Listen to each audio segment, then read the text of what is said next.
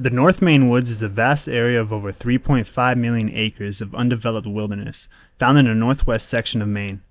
It has no towns or paved roads. It's mostly owned by private logging companies, but they let you use the roads for recreational use. These dirt roads can go on for hours upon hours before you see any kind of civilization. There are over 30 checkpoints surrounding the forest, in which you must pass through and pay a fee to enter the woods. If you plan on coming here, make sure you prepare well. The roads can be brutal, and a strong working car is a must. Make sure to bring spare tires and a way to install them, just in case you get a flat. You may not see another passerby within miles and miles down these roads, so help is very limited. Let's go ahead and start this journey through the North Maine Woods. We have about a 5-hour drive ahead of us to Moosehead Lake, which is where we begin our journey. There are many free campsites surrounding the lake, and we will be staying at one of them tonight.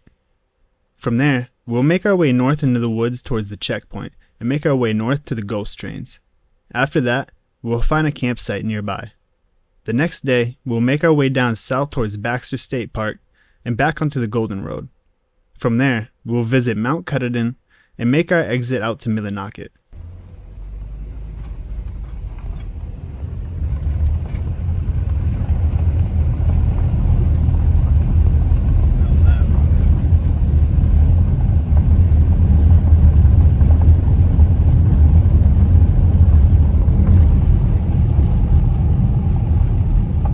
At this point, we've been driving for a total of 5 hours. We reached Moosehead Lake and found a dead-end road where we will be resting for the night. We made breakfast and prepared ourselves to enter the woods.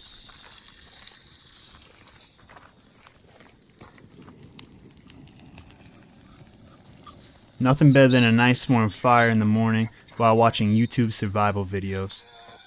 This guy came crawling up from underneath it. We had to backtrack a little bit to reach the first checkpoint before entering the North Maine Woods. Thankfully, we passed a little trading post where we bought some coffee and food before hitting the dirt roads again. Fast forward. Here it is. Quick example, 'cause you want it.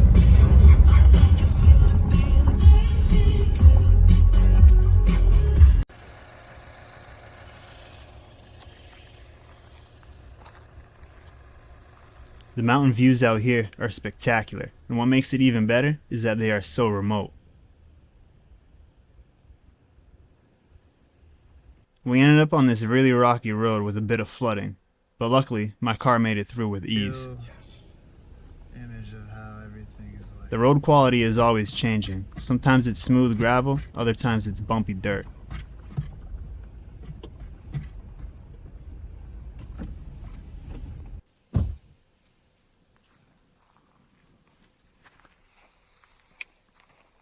We took a turn down a dead end to explore a bit and ended up at one of the 100 campsites available. This one was in a big open space, perfect for group camping. Strangely, we found 2 full cartons of eggs left behind, but they were probably bad, so we had a little fun with them.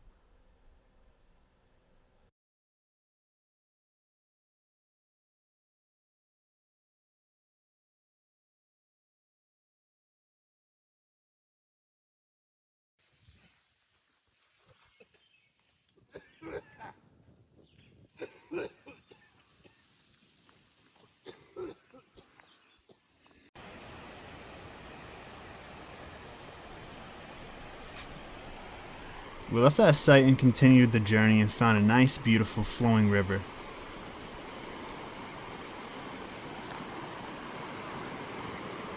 One thing I noticed is that the rivers out here flow very fast.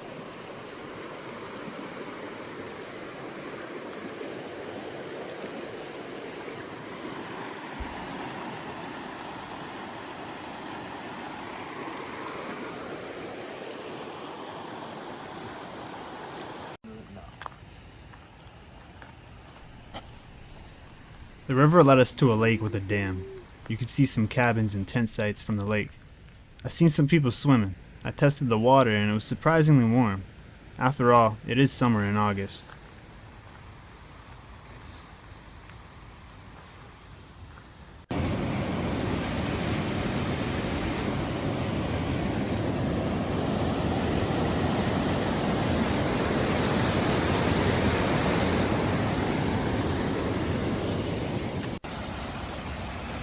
We wanted to make our way down below the dam to get a nice view of the rushing waters.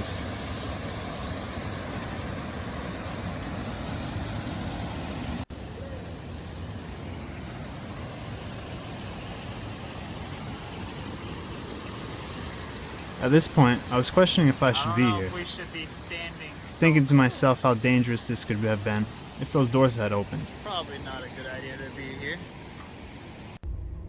It's trying to tell us that this is the Golden Road. Once we had enough fun at the dam, we set back out onto the rugged roads. That was the toll. That's big.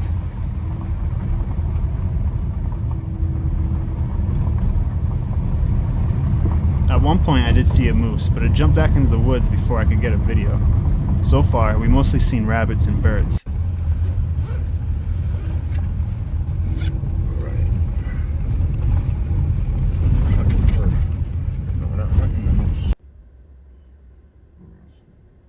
Here's where we made it to the intersection of Telos Road and the infamous Golden Road, which stretches 96 miles from Millinocket to the Canadian border. We're more likely to come across passerbys on this road, with each pass-by leaving a cloud of dust smoke in the air.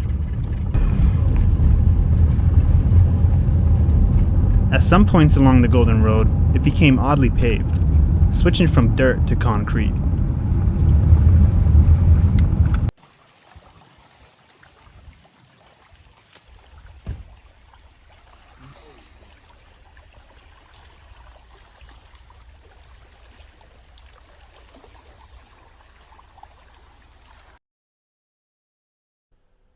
We've seen a view of Mount Katahdin from afar.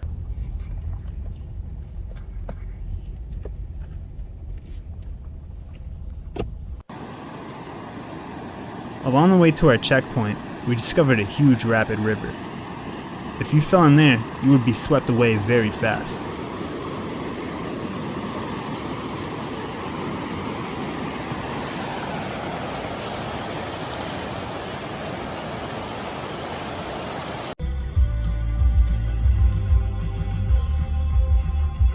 We finally made it to the Telos checkpoint. After this, you have officially entered the North Maine Woods. I was a bit disappointed about having to pay a fee to get into this giant wilderness. I'm not one to pay for camping unless I have to. But this is a once-in-a-lifetime experience, so why not? It was $33 each person, a fee to enter the woods, use the roads, and one for each night of camping.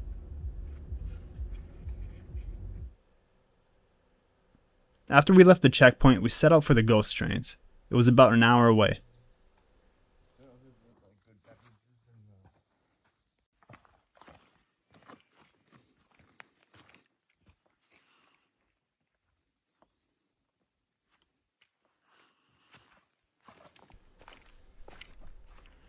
It's about less than a mile hike to the ghost trains. The trail consisted of mud and lots of planks for walking.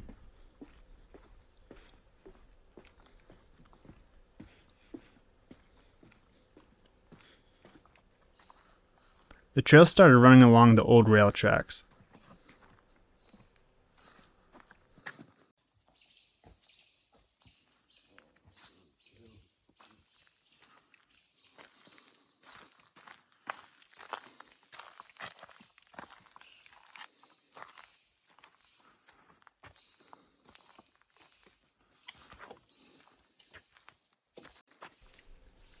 At this point, there was all kinds of debris from the trains along the way.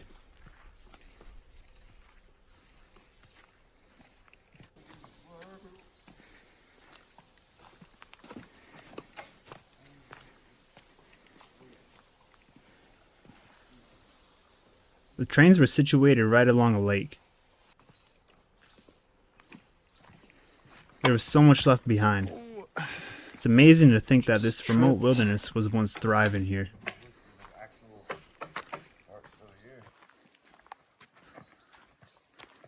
Even the old signs are up.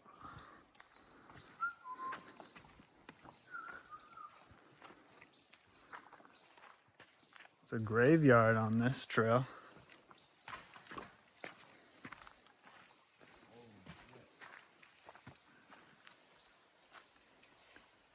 It's a graveyard.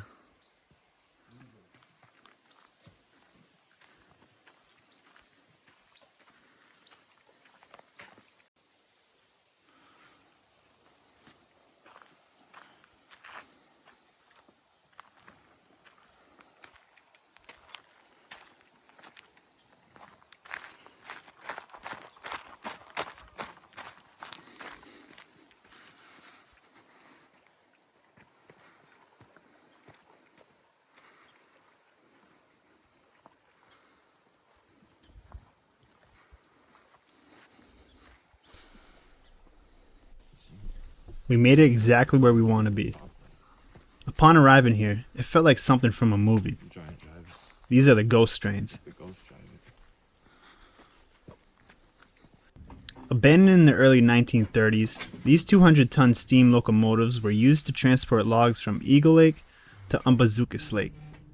When the logging operation ceased, the locomotives were deemed obsolete and too costly to transport out of the wilderness, thus left behind.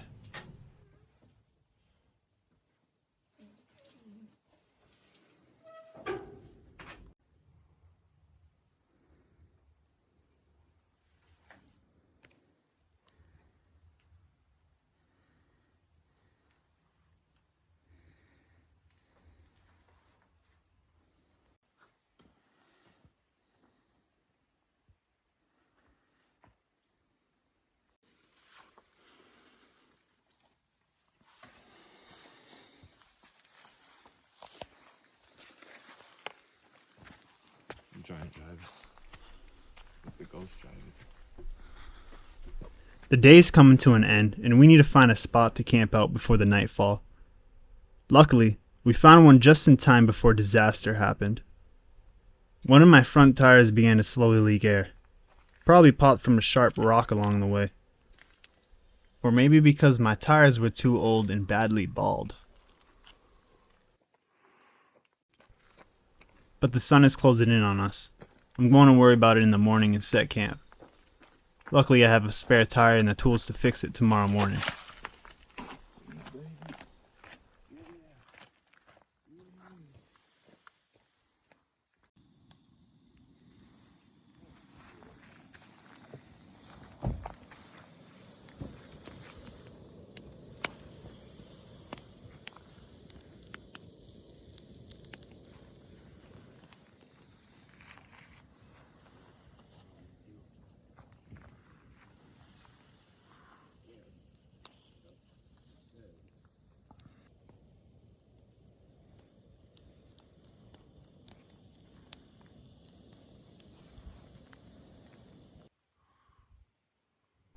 It's a beautiful morning here in the North Maine Woods.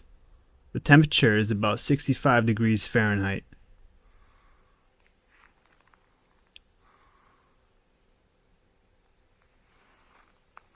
It's time to clean up camp and get to working on this flat tire, which visibly got flatter overnight.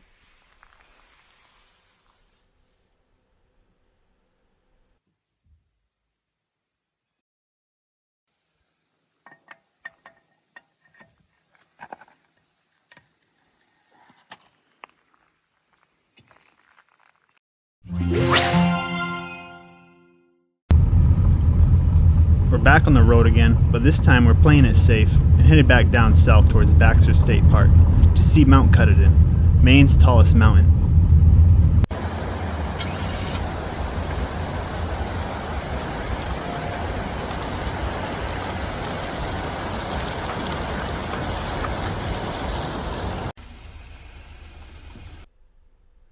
At this time, we crossed back over the checkpoint, officially leaving the North Maine Woods. We made our way back down south to the Golden Road and began going east towards the park. We passed by many scenic views along the way.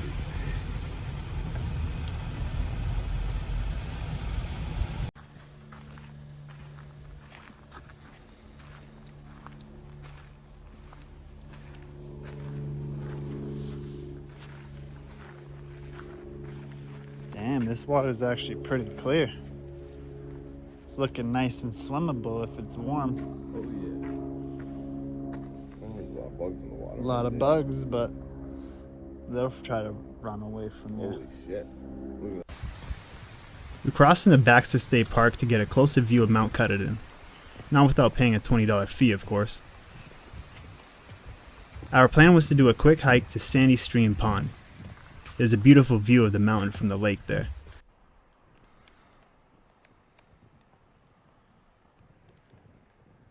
The views of the mountain here were nothing but spectacular.